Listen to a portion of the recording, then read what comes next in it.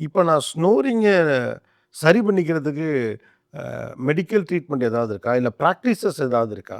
இந்த இடத்துல வந்து ஃபஸ்ட்டு ஸ்டெப் வந்து கிளினிக்கல் அசஸ்மெண்ட். அப்படின்னா, நம்ம டாக்டர போய் பார்த்து, அவங்க வந்து உங்களுக்கு பிரச்சனை மைல்டா இருக்கா, சிவியரா இருக்காங்கிறத அசஸ் பண்ணி, அடுத்து டெஸ்ட் தேவை அப்படின்னா, டெஸ்ட் சஜெஸ்ட் பண்ணுவாங்க. என்ன டெஸ்ட் அப்படின்னா, ஸ்லீப் ஸ்டடி அப்படின்னு பேரு. ம். ஸ்லீப் ஸ்டடி அப்படிங்கிறது வந்து, இது தூக்கத்தில தான் இந்த பிரச்சனை நடக்கிறனால, தூக்கத்தில தான் இந்த டெஸ்ட்டும் பண்ணி பார்க்க முடியும்.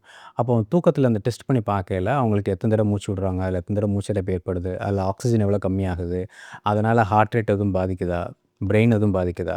ஸோ அந்த மாரி ஃபுல்லா அதில வந்து செகண்ட் பை செகண்ட் ரெக்கார்ட் பண்ணி ஒரு வேல்யூ அதில வரும். இப்போ ஒரு ஸ்கேன் பண்ணி பார்க்குற மாரி இத வந்து பார்க்க முடியாது.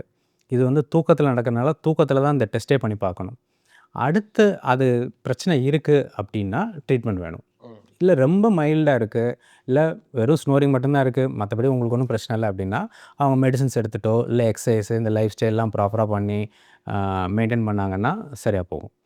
இல்ல அவங்களுக்கு கொஞ்சம் பிரச்சனை இருக்கு, இல்ல கொஞ்சம் சிவியரா இருக்கு, ஆக்ஸிஜன்லாம் ரொம்ப கம்மியாகுது அப்டின்னா, அவங்களுக்கு இம்மீடியட்டா ட்ரீட்மெண்ட் தேவைப்படும். So most of the patients பார்த்தீங்கன்னா, ஒபிசிட்டி இருக்கும். ஸோ அப்போ அவங்க வந்து என்ன நினைப்பாங்க, நான் வெயிட்ட குறைச்சா சரியா போயிருமா அப்டின்னு.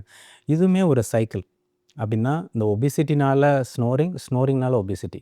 இது 2யுமே அட் அ டைம் நம்ம சரி பண்ணா தான் பிரச்சனை சரியாகும். நம்ம ஒண்ண மட்டும் சரி பண்ணா சரியாகுமா அப்டின்னா, சரியாகாது. இப்போ ஃபார் எக்ஸாம்பிள் அவங்க வந்து நான் வெயிட்ட இன்னும் 5 கேஜிஸ் கம்மி பண்ணிட்டு வரேன், சரியா போயிருமா அப்டிம்பாங்க. அந்த 5 கேஜிஸ் கம்மி பண்ணுறதுங்கிறது, இந்த ஸ்னோரிங் ப்ராப்ளம் இருக்கிற வரைக்கும், அந்த ஆக்ஸிஜன் அவ்வளோ கம்மியாயிட்டு இருக்கிற வரைக்கும், அவங்களால குறைக்கவே முடியாது. ஸோ ஸ்னோரிங் உடைய இம்பார்ட்டன்ட் இஷ்யூ வந்து இந்த ஆக்ஸிஜன் லெவல கம்மி பண்ணுதுங்கிறது தான். எக்ஸாக்ட்லி. சிம்பிள். நான் தூங்கும்போது எனக்கு ஆக்ஸிஜன் லெவல் கம்மியானாலே சிக்கல் தான். ஆமா.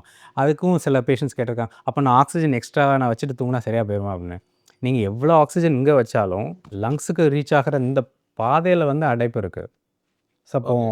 அங்க சில பேஷண்ட்ஸ் கேட்டிருக்காங்க பிராக்டிகலா. அப்ப நான் எக்ஸ்ட்ராவா நான் ஆக்ஸிஜன் வச்சுட்டு தூங்குனா சரியா போயிருமா அப்படின்னு. அப்படி கிடையாது. ஸோ லங்ஸுக்கு தேவையான ஆக்ஸிஜன் வந்து கிடைக்காதனால, இந்த பிரச்சனை எல்லாமே ஆரம்பிக்குது. ஏன்னா, நம்மளோட ஒவ்வொரு செல்லுக்கும் ஆக்ஸிஜன்ங்கிறது தேவை. அது குறையல நமக்கு இது எல்லாமே அஃபெக்ட் ஆகுது.